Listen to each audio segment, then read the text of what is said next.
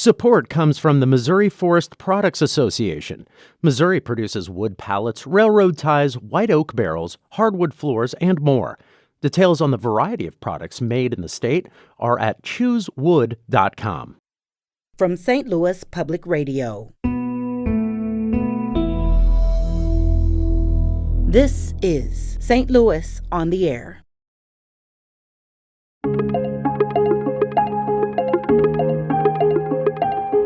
And I think that the Pentagon wanted to preserve the deception capability in case they wanted to use it in a future war. Who came up with this idea of let's have some fake troops with inflatable tanks?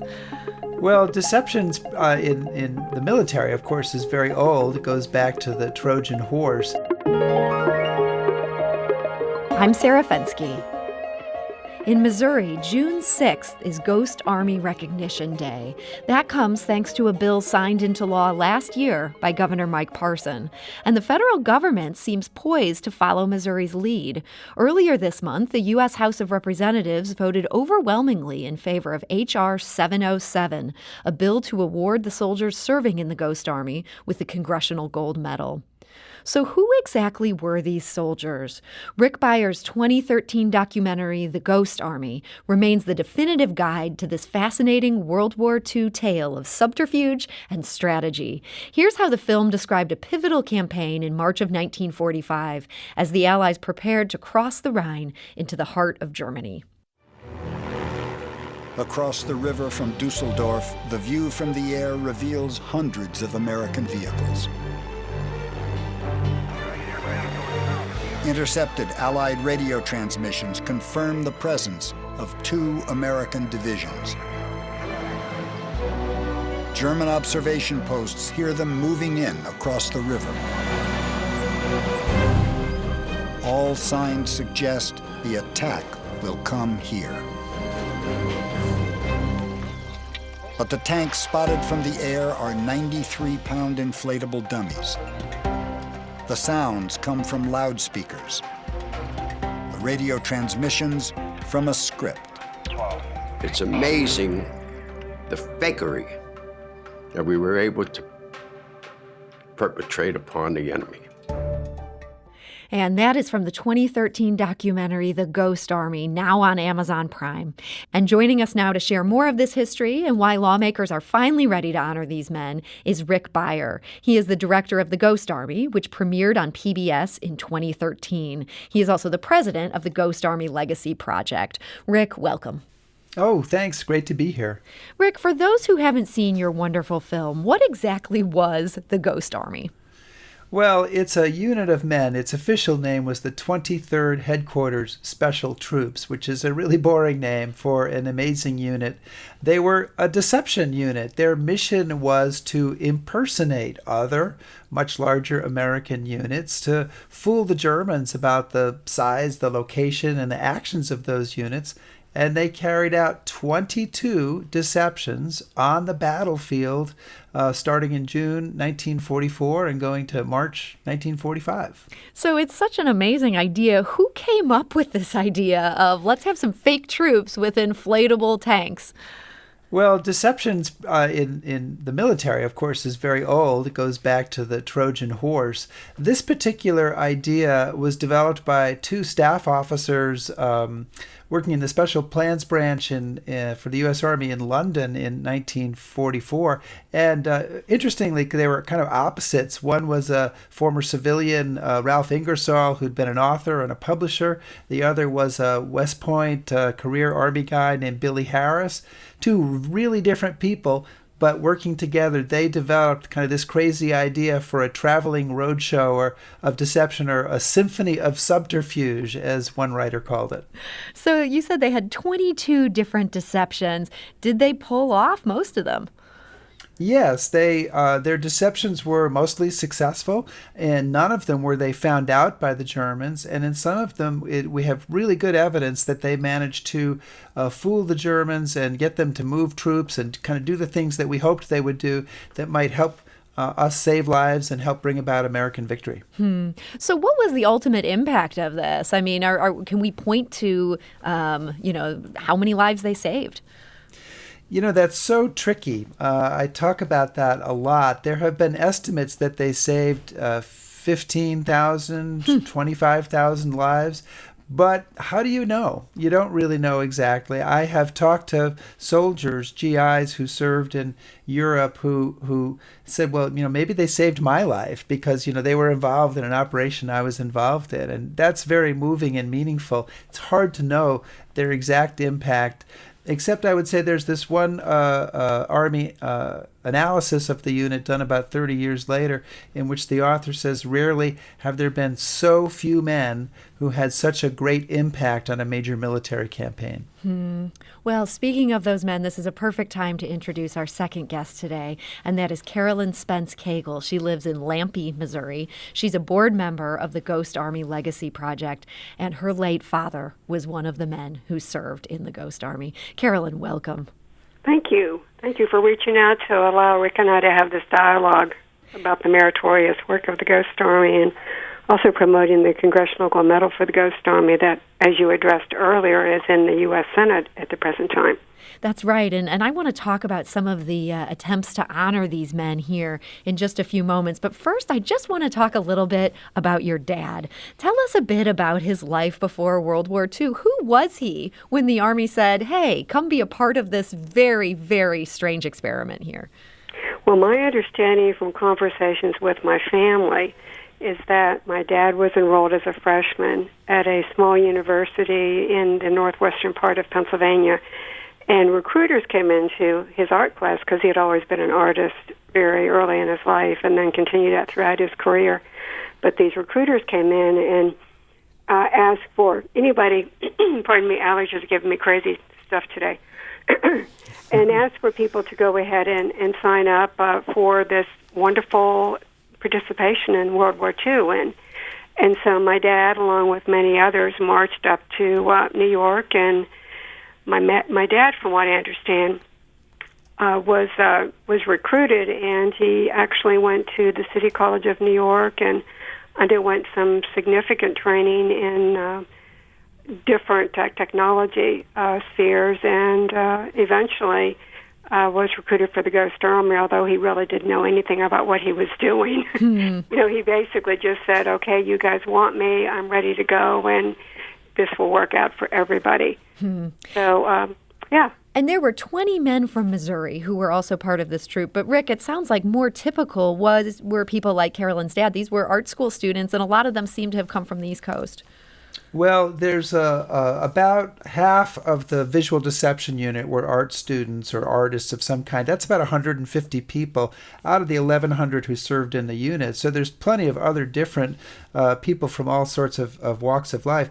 Interestingly, though, I can't talk today. Interestingly, there's another Ghost Army veteran who was an artist in St. Louis who's worth mentioning, Ed Baccia, who was 30 years at WashU and also a very well-known artist and art professor. So the artists definitely were a big part of the story, but they're not the only part of the story.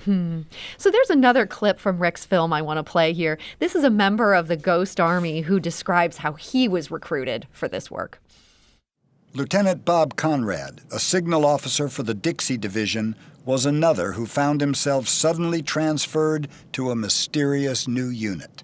I had no idea of why I was there or what I was to be doing.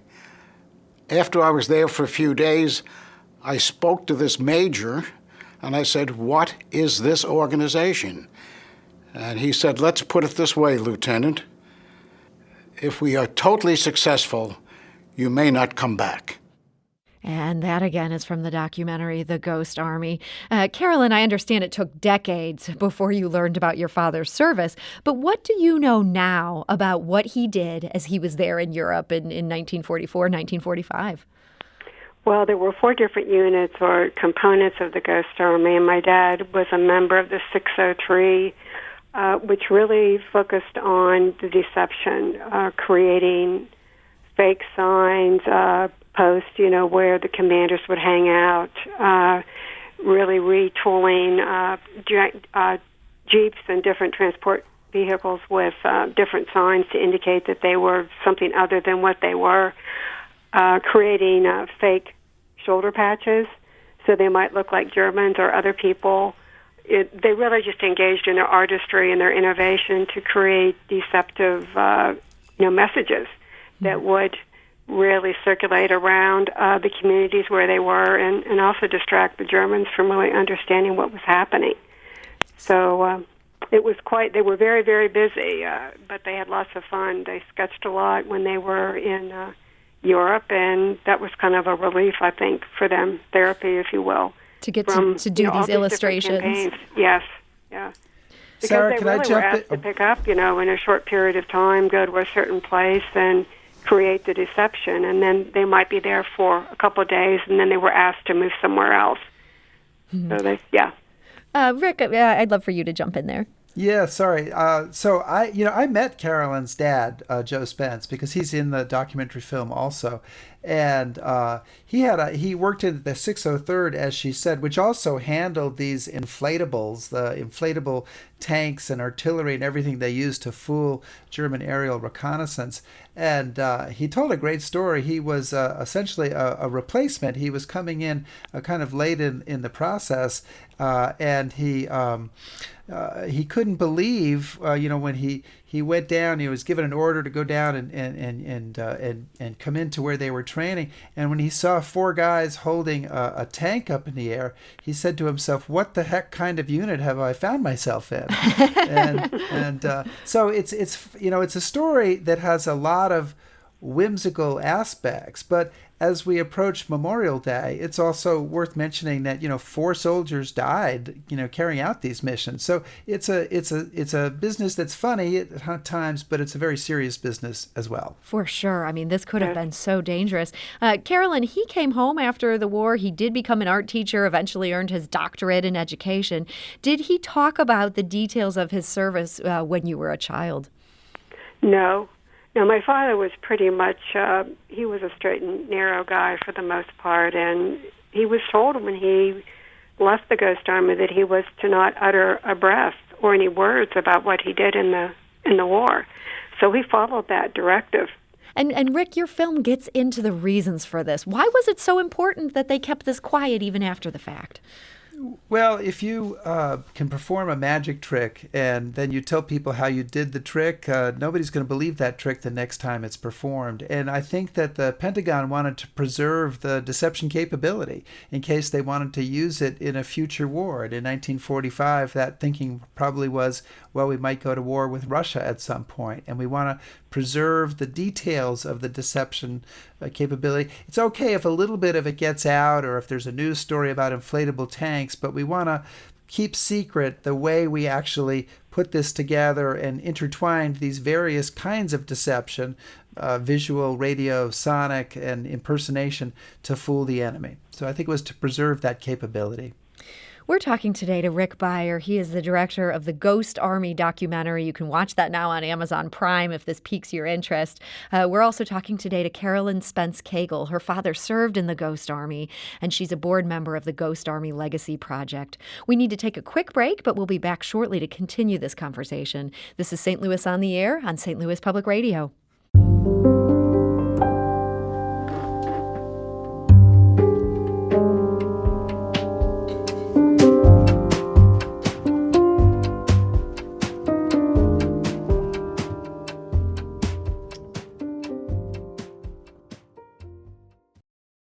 Support comes from the Missouri Forest Products Association, committed to conservation and careful management of the state's forests to make them more resilient and better habitats for wildlife.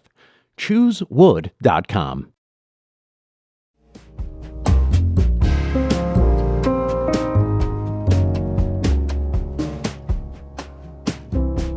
And now back to our conversation. Today we're talking about the Ghost Army. It specialized in deception in the European theater during the final year of World War II. My guests today are Rick Beyer, the director of the Ghost Army documentary, and also president of the Ghost Army Legacy Project, and also Carolyn Spence Cagle. She lives in Lampe, Missouri. Her father served in the Ghost Army in World War II, and she is now a board member of the Ghost Army Legacy Project. So, Carolyn, you mentioned that your father had followed the rules rules. He didn't talk about this when you were a kid. In 1996, the Army finally declassified the details of the Ghost Army service. Did your dad open up at that point?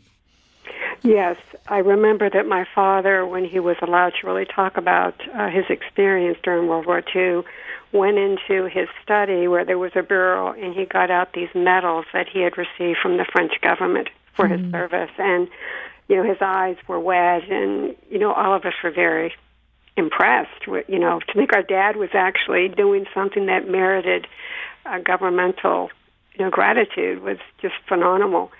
So, anyway, that was sort of the conversation, really, with how did he get to the Ghost Army and what did he do when he was there. And, he would often talk about working in the displaced person sector after the operations were pretty much complete for the Ghost Army, and how difficult that was, dealing with all the different nationalities that were so angry at each other because of the war. So, yeah, we found out. And then the other thing is that Rick Beyer, along with the... he does a tour through a company in New Orleans, and my husband and I went on a tour, and so I ended up having more conversations with my mother, and she dug out information, too, that I was not privy to earlier in my dad's life before he passed away. So wonderful. I'm learning as we go about all kinds of different things.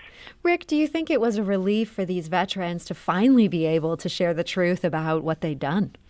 I do think it was. Sometimes you get people who don't want to open up about their experiences in World War II, and I found the exact opposite when I started working to interview veterans, that they were dying to talk about it, and appreciative that they were recognized. It was recognized as something good. One of the veterans, Bernie Mason, he said, even if I could have talked about it, he said, I think I would have been embarrassed about it. I said, well, why, Bernie? Why would you be embarrassed? And he said, because, I don't have a real war story. We're doing something with inflatable tanks or impersonation or this or that. So I think they appreciated the chance to talk about it, and also the idea that the totality of what they did, trying to deceive the Germans to save lives and bring about victory, is something that is being recognized and honored.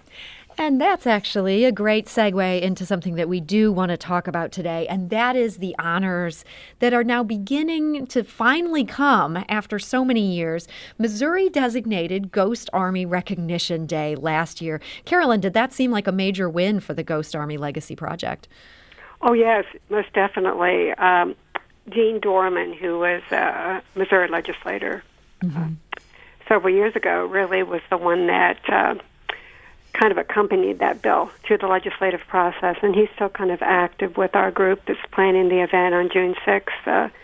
I went down to Jeff City, or actually up to Jeff City, I guess I should say, with my husband last July to be part of the signing by Governor Parson. So, yeah, it was a nice thing.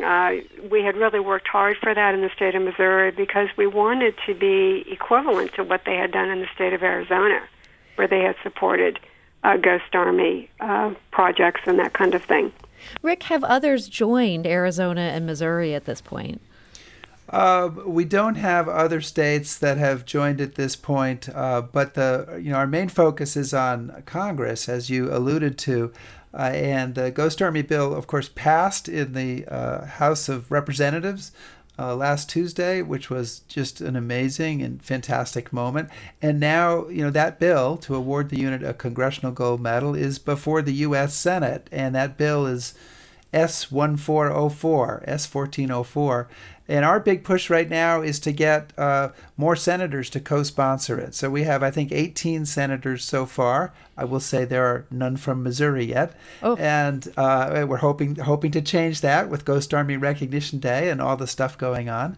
We have to get, because of the Senate rules, we have to get to 67. So you literally have to have 2/3 of the Senate say we're behind this before they can even consider it. So that's what we're pushing for right now. Well, I hope Josh Hawley and Roy Blunt are listening. Rick, I have to ask, the bill that passed Tuesday, I understand this was first introduced in 2015. This feels like a no-brainer to me. How did it take 6 years to get to this point? I don't know that we have enough time to answer that question. That's fair. But there have been some struggles. Well, I think that with any bill like this, everybody wants to check it out very carefully. They don't want to honor a unit wrongly.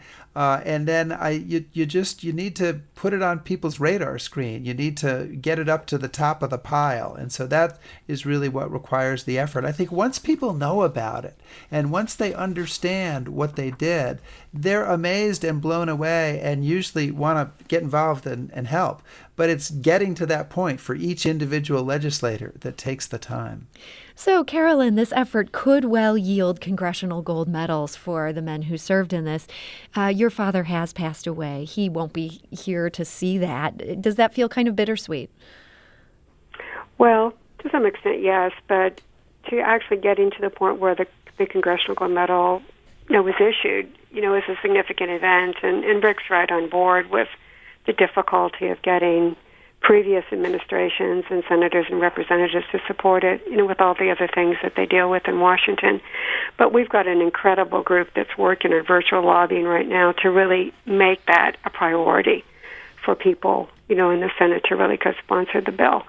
And I have been emailing Blunt and Hawley, really pestering them, I would say, about their need to really step forward and support, particularly in regards to June 6th celebration here. And that need to act on this, to not wait another 6 years before the Senate brings passage to this.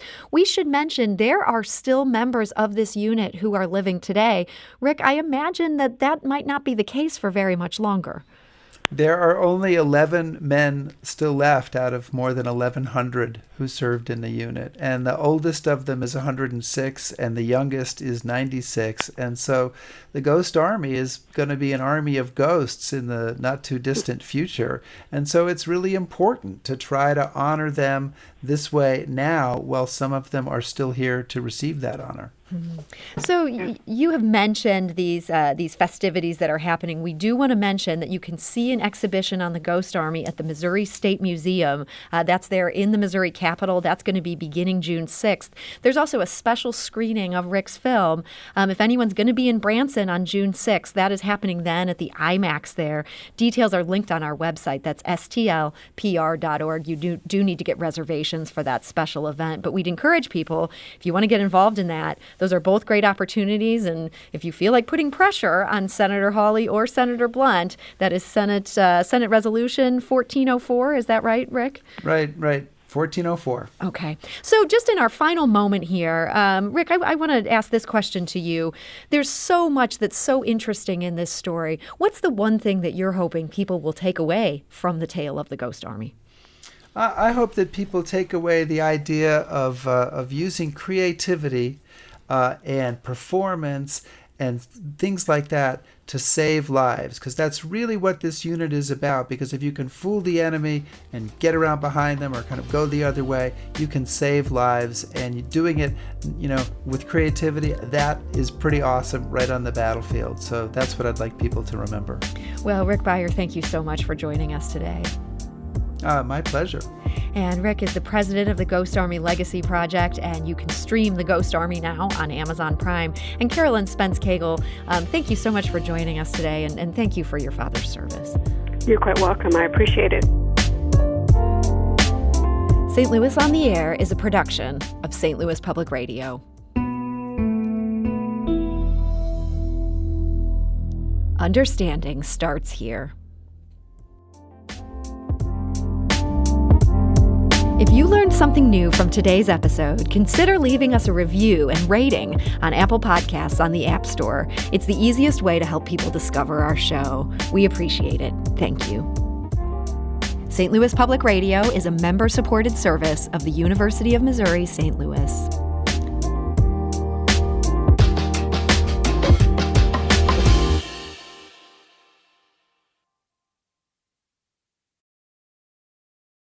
Support comes from the Missouri Forest Products Association.